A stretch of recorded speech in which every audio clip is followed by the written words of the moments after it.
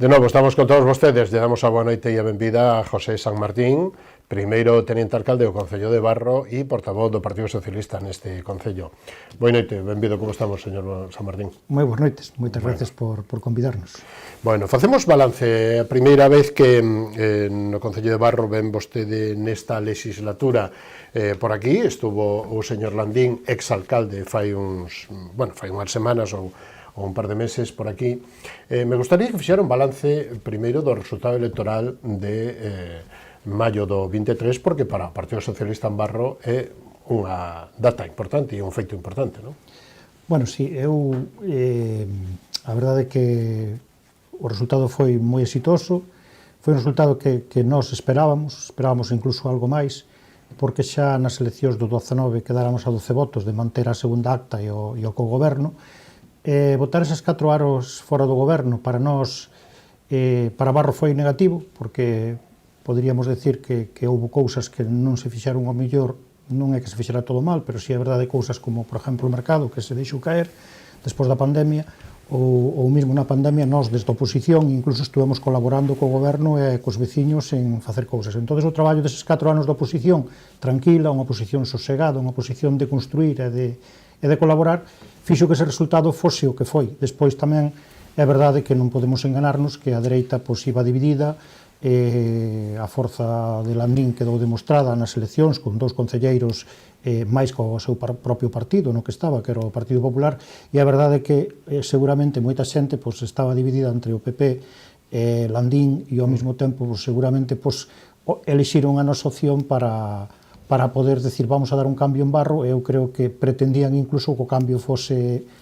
definitivo, un cambio de color no goberno cunha alcaldía do color do Partido Socialista, que xa sabedes polas noticias que puden acceder a ela, pois o día da elección houve 6 votos en blanco e 5 a favor do alcalde, que pola lei electoral ao ter máis votos ten dereito a ser alcalde. Nós xa tiñamos un pacto de absternos, non íamos votar a favor porque non tiñamos o goberno cerrado, e tampouco non estaba moi cerrado, porque a verdade é que a negociación foi bastante dura. Hasta onde pode contar? Hasta onde pode ler? Non, simplemente había unhas diferencias que non eran precisamente na miña dedicación parcial que teño, non eran eso para nada, neso non houve ningún tipo de problema.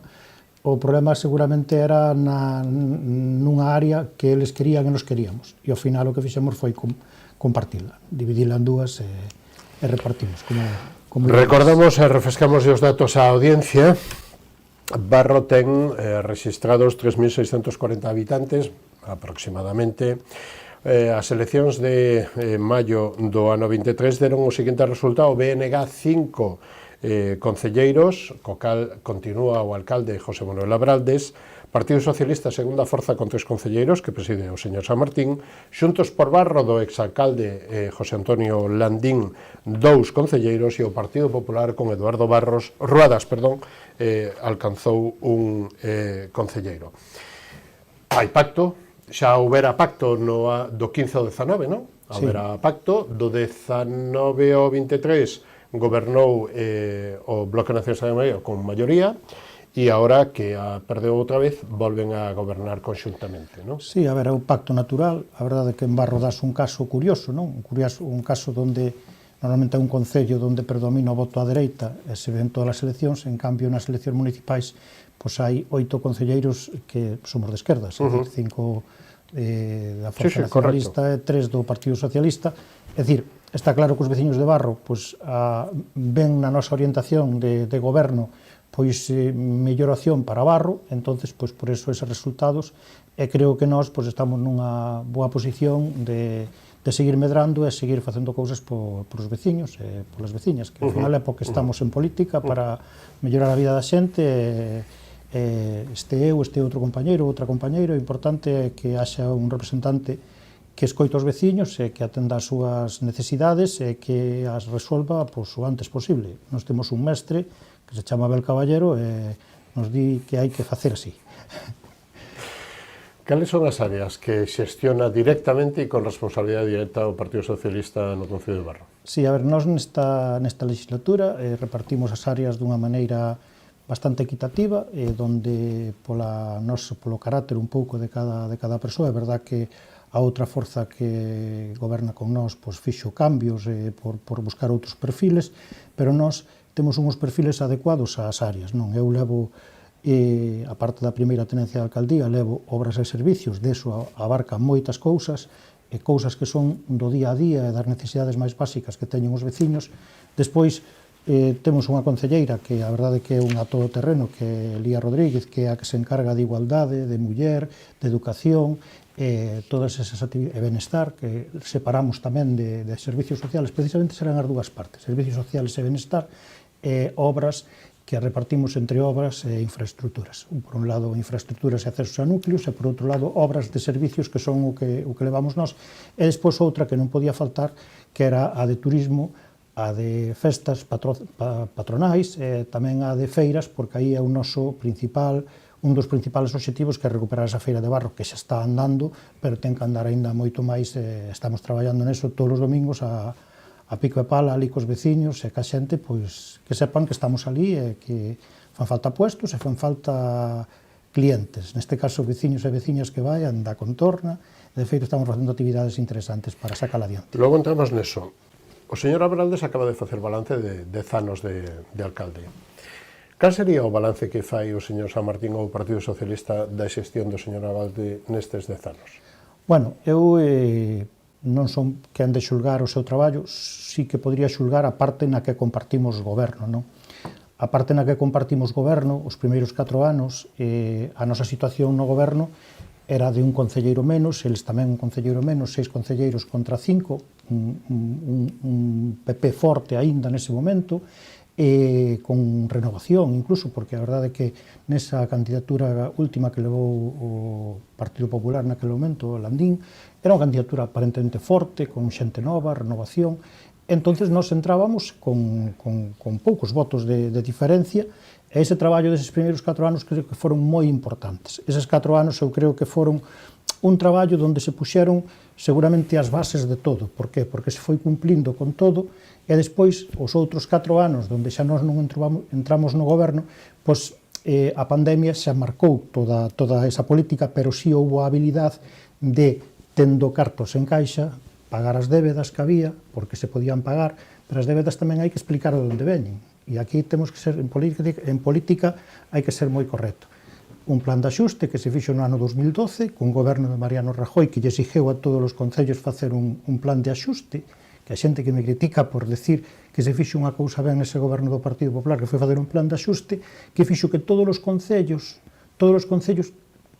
saldaran as súas deudas. E o Concello de Barro tuvo que facer unha subida de impostos nese momento, cobrábase 6 euros polo lixo, pasouse a 60, cobrábase 20 euros menos pola tasa de vehículos, non sei o dato exacto, pero máis ou menos, subeuse tamén o IBE polos valores catastrais. Entonces, gracias a eses ingresos, xa se empezou a poñer as primeiras pedras para ir pagando todas as débedas ano a ano, a media de 200 e pico mil euros, e chegou un momento de que se liquidaron e lle coincideu a xente que estuvo gobernando estes últimos 4 anos. Pero as cousas hai que contalas de onde veñen, a onde van, e ao final que é un traballo de todos, e é un traballo que se consigue gracias a que tamén houve anos de aforro, anos de cerrar instalacións, que non foi na nosa época, pero cousas que foron complexas, pero que agora temos a sorte de ter un concello moi saneado, é un concello que hai que seguir tirando para adiante. E eu entendo que se poida presumir desta xestión destes anos, pero, sinceramente, eu creo que temos que facer un balance tamén agradecendo tamén o que nos deixaron. Ainda que fose esa deuda, tamén hai outras cousas que temos, claro, e o que conseguimos nós. Por exemplo, os terrenos da depuradora que se vai a ver se compraron neses 4 anos que estuvemos co-gobernando. O primeiro plan de saneamento que se fixo neses 4 anos. Nos levamos a área de servicios xa nese goberno. Que pasa? Que os concellos pequenos, o alcalde é a persoa na que se personifican todos os éxitos, e iso foi o que nos pasou a nós no 2019 ao 2023, claro, que foi un barrido de votos hacia un lado, que a xente despois se dou de conta que eso non era así, e que faltaban no concello persoas, pois como eu e as miñas concelleiras, que facíamos un tipo de traballo que agora non se fai. E agora neste novo goberno, pois tamén se está facendo ese tipo de traballo, onde estamos compartindo áreas e compartindo accións, e valorando positivamente o que fan os compañeiros do bloque e o que facemos nós tamén, claro. Estamos nos orzamentos, estamos alrededor de 3 millóns de euros, non? Están aprobados xa os do ano 25, situación financiera, é dicir, superávit... Sí, o Concello de Barro ten alrededor de 3 millóns e algo de superávit. Superávit non é só os cartos que hai en caixa, senón tamén as débedas pendentes de cobrar, que son cobrables e todo eso. E tamén estamos en torno aos 3.200.000, un pouco máis de orzamento. Aí hai unha subida este ano polo tema do IBI da autopista, que son casi 187.000 euros, que se cobraban con respecto a 9.000, que era pola bonificación que había.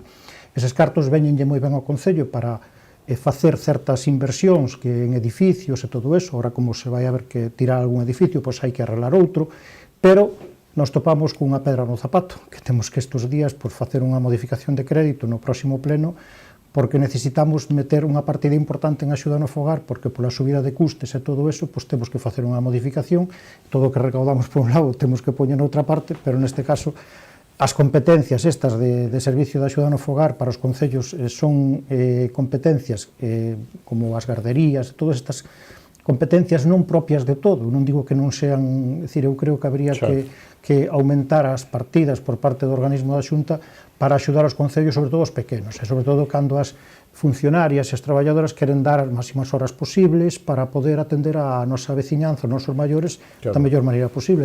Cantos veciños están acollidos a este servicio, máis ou menos? Ten o dato? O dato non o teño, pero... Unha estimación, unha aproximación? Unha estimación, ahora mesmo, non sei, poderá haber unhas 70 personas ou 80, o mellor hai máis, que non teño dato, vale. Non é a miña área, porque a área non a levamos nós. Pero, ademais, aparte, hai unha das cousas que é importante neste tema, que é un dos poucos recibos que o Concello lle emite aos usuarios. O resto vai todo a través do oral, e é unha cousa na que tanto a outra parte do goberno como nós, no que na parte dos servicios sociales non sabemos intervenir en nada, nin nas axudas de emerxencia, nin nada. Eu a min me dan o decreto de alcaldía coas axudas de emerxencia, eu nin as miro, porque eu considero que son cousas que unha técnica ou unha funcionaria é a que ten que resolver e considerar que esas persoas necesitan eso. Rede de saneamento, situación e, lóxicamente, o gran proxecto importante que é a nova depuradora, onde xa está aprobado e xa está, digamos que, posta en marcha con máis de 3 millóns de euros da Xunta e do Concello, porque... Sí, o Concello, sí. De feito, esa boa noticia. Esa boa noticia tamén se pode facer gracias que o Concello pois tamén fixo o seu traballo, presentou un proxecto no seu momento, pero ao mesmo tempo temos unha boa sanidade económica, unha boa saúde económica, e temos diñeiro para poñer unha parte, senón teríamos que irnos a un crédito ou outro tipo de operación. O saneamento é unha das áreas que eu levo. O saneamento é unha das cousas que, aínda que teñamos a depuradora, vai tardar en poder dárselle a todos os veciños, e temos que ser claros con isto. Por qué? Porque hai moitas zonas onde vamos ter que facer zonas autónomas. Este ano se fixo unha auditoría de saneamento que ven sendo algo similar a aquel plan de saneamento que se fixo entre o 2003 entre o 2015 e o 2019, e ese plan de saneamento dinos que, por exemplo, zonas como a Maquieira, como a zona de Búa, como a zona de Couso, como algunhas zonas máis, Aldeiña, Ortigueira, pois son zonas que van ir con saneamento autónomo, que ao mesmo tempo vai haber que facer unha pequena depuradora. Pero ten que ser así porque así o marca o proxecto técnico. Terías que facer un bombeo. De todas maneiras, que nos dá de rapidez a nova depuradora? Pois que Perdecanai todo teña esperanza en facer pronto o saneamento, porque xa ten feito esta iglesia de Perdecanai, cando se fixo a obra esta da carretera da Diputación que se lle cedeu ao Concello, que foi nesa etapa tamén do 15-19, entonces esas casas todas, a Lardoeira, que ten toda esa zona metida, que é unha zona de Agudelo, pegada ali a onde está o desguace, toda aquela zona, pois esa zona toda, Valixe, esa zona, ten futuro inmediato. Ahora mesmo estamos saneando, facendo unha obra a través do programa Más Provincia na zona de Balbón. Balbón vai quedar totalmente saneado. A primeira parte do saneamento se fixo nesa etapa dos primeiros 4 anos do noso goberno, e agora estáse facendo esta outra parte, que vai coincidir coa obra que se fixo tamén da conexión pola ponte, que ven dar aquí a Rúa As Baladas, a Rúa San Antoniño, toda esta zona donde se cruza a ponte ali sobre o río Areal. Non sei se sabes que a zona aquela concreta onde está o tanatorio, a máis aparte se está creando ali, nesa zona onde se fai a feira, pois un parque tamén, xa se puxe unha tirolina, e se van baixar ora para ali tamén os biosaudables e todo eso. Entón, parece que é unha zona que xa foi feita noutra época e agora se está reconvertindo nunha zona de ocio, a pesar de ter ali o tanatorio que tamén en breve tamén acabará a concesión. Outra das boas novas é o centro de saúde, non? Sí, un novo centro de saúde. Sí, o centro de saúde. E os usos que xa propoñen ou os que propoñía xa o alcalde para darlle o actual cando se entre o novo en vigor, non? Sí, a ver, eu creo que foi moi prematuro a decir eso porque para tomar esas decisións pois temos as que decidir no goberno, non? Entonces eu creo que as decisións que se tomen moitas veces non se poden alardear delas se ao final non son así ou non van ser así. Eu creo que calquera iniciativa que se faga para ese espacio donde se falara no seu día dun centro de día, agora xa se fala de tiralo, pero eu creo que canta máis xente opine, máis xente poida... Un referéndum, non é? Un referéndum non, pero canto máis... Eu, de feito, podo vos dicir, e hai moitos veciños que nos estarán escoitando hoxe, que hai moita xente que está en contra de que o centro de saúde se vai a colocar onde está. Hai xente que está en contra porque di que non vai haber aparcamento e tal, pero que nós votamos a favor do centro de saúde aí, estando na oposición, estando no goberno, por un motivo moi claro, porque a Xunta tes que darlle todo feito e dito, mira, onde vai, onde o quere, aquí, porque temos exemplo de Caldas que levan anos e anos mareando a perdiz e non foron capaces de facer ainda un centro de saúde novo para unha población que Caldas necesita urxentemente.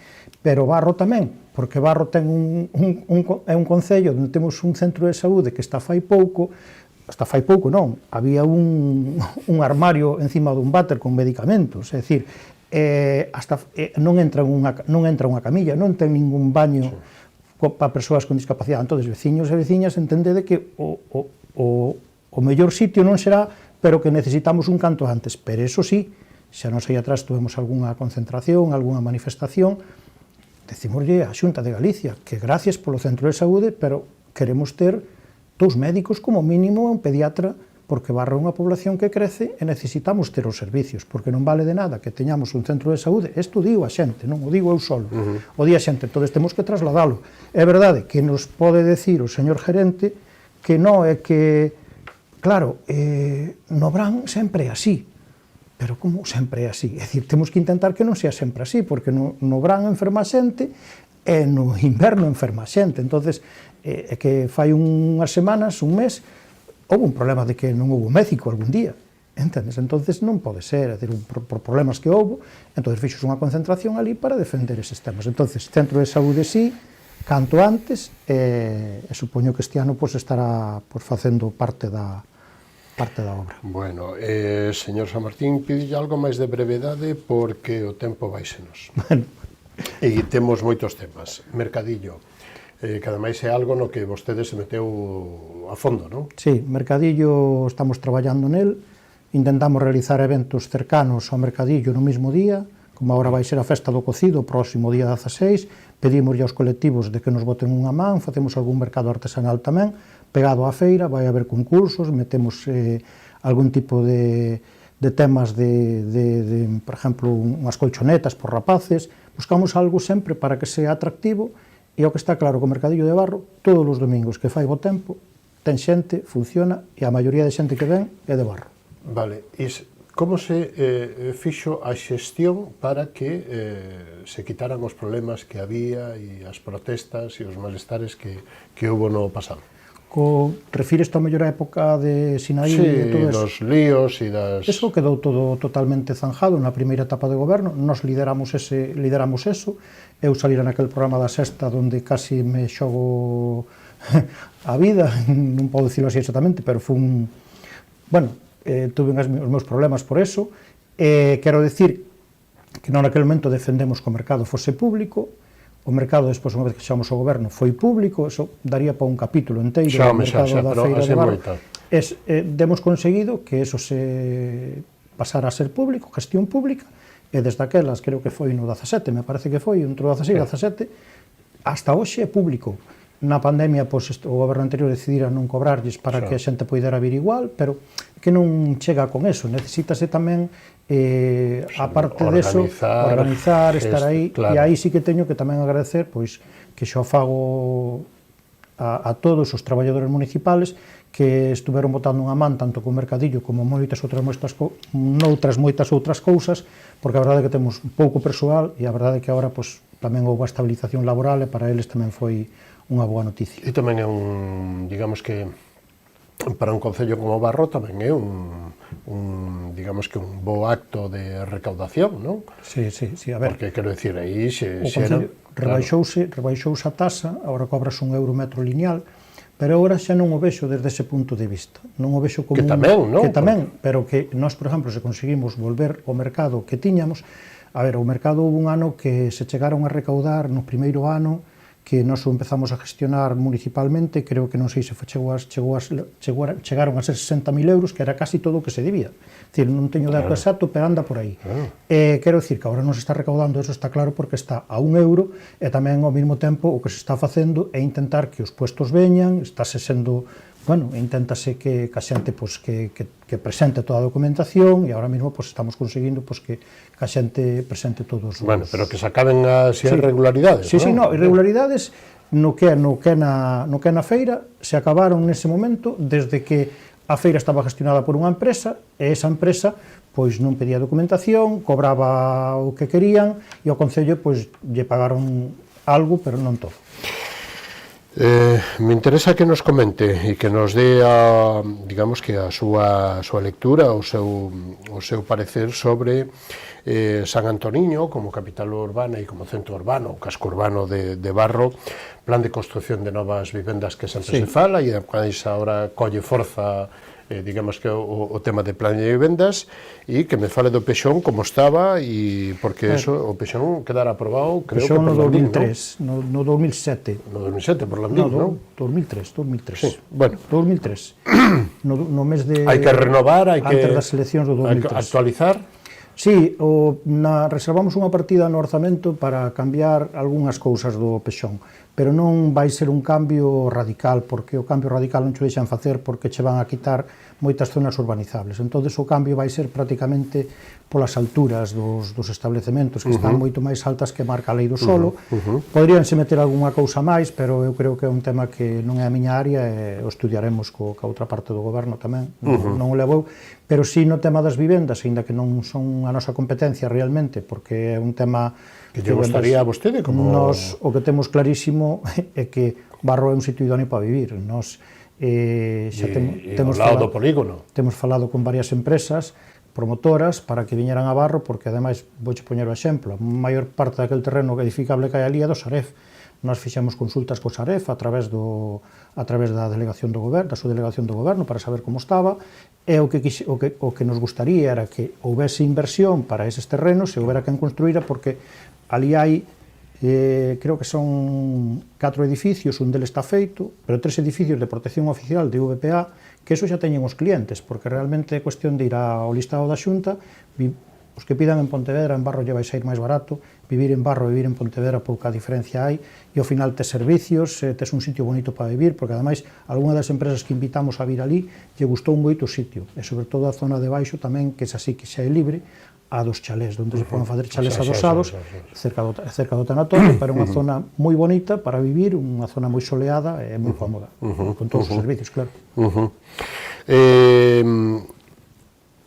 A57, o trazado, o primeiro trazado levaría desde a conexión do polígono ou do macro rotondo, macro nudo de Barro, hasta que levaría do polígono de Barro ao polígono de Campiño. Sí, a ver... ¿Cómo está eso? Y porque ahora mismo, bueno, hay problemas, incluso creo que o Partido Socialista, o outro día, en reunión en Pontevedra, con o señor Besteiro e co delegado da Xunta, do delegado do Goberno en Galicia, o señor Blanco, están, creo que, pedindo un cambio, non? Sí, a ver, eu como secretario xeral do Partido Socialista, xa mandei varios recados a varios ministros a través dos secretarios xerales nosos, tanto primeiro con Gonzalo e despois cos outros que estuveron, de que a A57 o trazado que elixiran era o que non elixira o Concello, nin a Diputación, nin a Xunta. Además é unha obra que pasou de mans, porque foi pasando de gobernos, e agora pois, o que pasara cando entrara Ábalos, que fora ao principio de todo, aprobaran un impacto ambiental, así como quen di, meteronlo ali e dixo, vamos a aprobar isto, xa si aprobamos algo.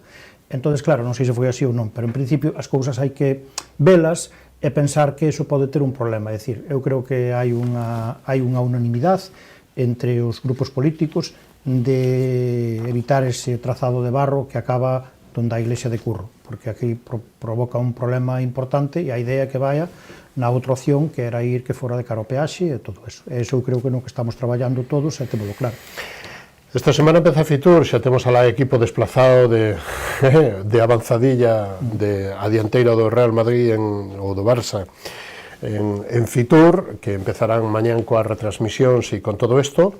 Vostede leva turismo, leva festas, leva feiras, Parque Natural de Barosa, festas, a Festa do Viño, meta todo nun paquete porque estamos sin tempo.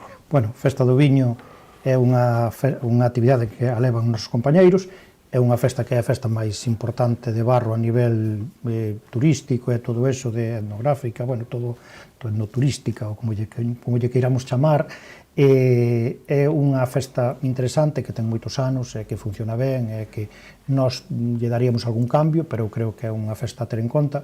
Barosa é un sitio que sempre podemos mellorar, sempre podemos facer máis cousas, sempre se pode atender mellor. Hai que agradecer a aqueles dous locales de hostelería.